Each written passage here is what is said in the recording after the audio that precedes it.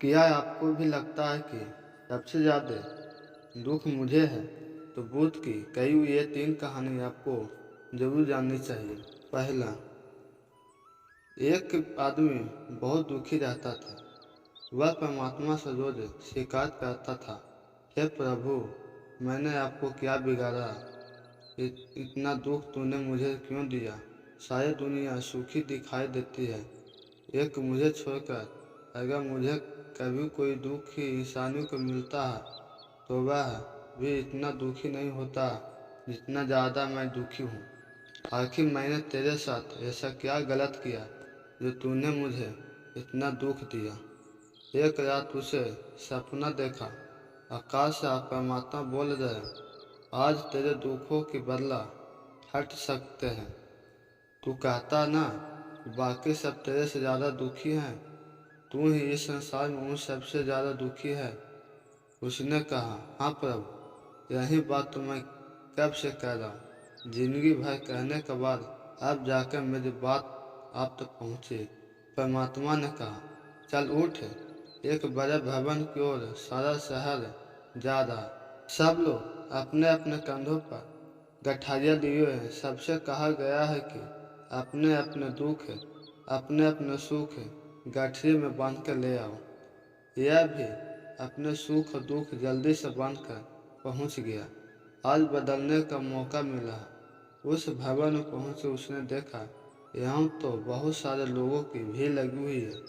सब लोग अपनी अपनी गठरी लेकर आए हैं। फिर उन सब लोगों को आज्ञा दी गई, सब लोग अपने अपने गठरियों को खूंटी पर टांग दें। गठरियाँ टांग दी गई। फिर आज्ञा हुई कि अब आपको भी जिसकी गठरी चाहिए वह बदल सकता है। बड़ी भगदड़ मच गई। यह आदमी भी भागा, लेकिन आप यह जानकर चकित होंगे कि सब लोगों ने अपनी अपनी गठरी ही वापस ले ली। उस आदमी ने भी अपनी ही गठरी वापस चुनी। तभी आकाश से खिलखिलाहट होने लगी। परमात्मा ने उस व्यक्ति से कहा, क्यों तूने अपनी ही गठरी क्यों वापस चुना? तू ही तो बदलना चाहता था अपने दुखों को किसी और के साथ। तब उसने कहा, जब मैंने दूसरों की गठरी देखी तो अपनी ही गठरी मुझे छोटी मालूम पड़ी। सभी के दुखों की गठरियाँ मुझसे ज़्यादा बड़ी थी। फिर मैं अपने दुख से कम परिचित तो हूँ, जानता तो हूँ। दूसरे के दुखों के बारे में तो न मुझे पता है, न कभी देखा। इस बुढ़ापे में मैं किसी और को दुख लेकर कहीं बड़ी मुसीबत में न पड़ जाऊँ। अपने दुख तो जाने माने थे, लेकिन दूसरे को दुख तो कभी देखा ही नहीं। ऐसे ही ऐसे भी दुनिया में लाखों करोड़ लोग हैं जो हम जैसी जिंदगी पाने के लिए तरस रहे हैं। जो मुझे नहीं मिला है उसकी शिकायत छोड़कर जो हमें मिलता है उसके लिए धन्यवाद देना शुरू कर दें, तो हमारी जिंदगी भी खुशियों से भर जाएगी। दूसरा, एक व्यक्ति बहुत गरीब था। गर्मी के दिन थे, उसके पास पहनने के लिए चप्पल भी नहीं थी। एक रास्ते से गुजर रहा था। गर्मी में नंगे पैर होने की वजह से उसके पैर जमीन पर चल रहे थे। इस सबसे दुखी होकर वह व्यक्ति ईश्वर से शिकायत करने लगा, लोग इतनी बड़ी बड़ी गाड़ियों में चल रहा, वह कितने सुख में अपना जीवन जी रहे, लेकिन हे ईश्वर, तूने मेरे ही साथ इतना बड़ा अन्याय क्यों किया? मेरे पैरों में पहनने को चप्पल तक नहीं, नंगे पैर में इतनी गर्मी में इतनी धूप में घूम रहा हूँ। वह मन ही मन ऐसा सोच ही रहा था, तभी उसकी नज़र एक ऐसे व्यक्ति पर आई जिसके पैर ही नहीं थे। वो जो कड़कड़ाती धूप में भी अपने हाथों से जमीन पर घिसट घिसट कर चल रहा था।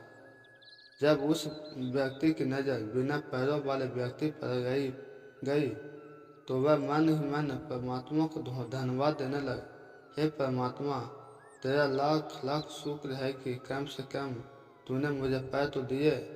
मैं मेहनत करके कमा सकता हूँ, अपने पैरों के लिए नई चप्पल खरीद सकता हूँ, लेकिन यह पैर मैं कभी नहीं खरीद सकता।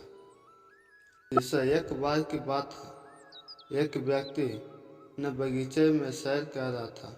तभी उसकी नज़र एक तितली के कोकोन पर पड़ी। वह उस कोकोन को ध्यानपूर्वक देखने लगा। उसने पाया कि उस तितली के कोकोन में एक छोटा सा छेद बना हुआ। एक छोटी सी तितली उस छेद से बाहर निकलने की बहुत कोशिश कर रही है।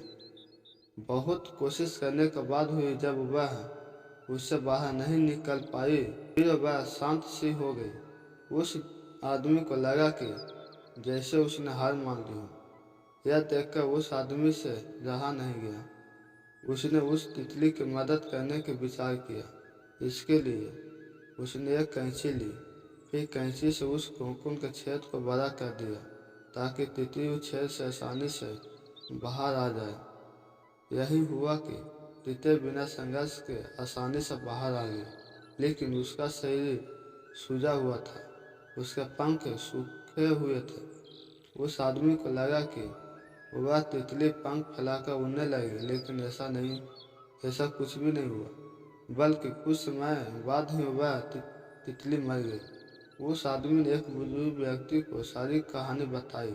तब उस बुजुर्ग ने बताया, असल में वह कोकोन से निकलने की जो प्रक्रिया है उसे ईश्वर ने इतना कठिन इसलिए बनाया है जिससे ऐसा करने से तितली के शरीर में मौजूद तरल पदार्थ उसके पंखों में पहुंच सके, फिर वह बाहर निकलते उड़ जाएगी, जिंदा जा सके। लेकिन तुमने उसकी मदद करके उसकी समान प्रक्रिया को तोड़ दिया, जिसके कारण उसकी मौत होगी।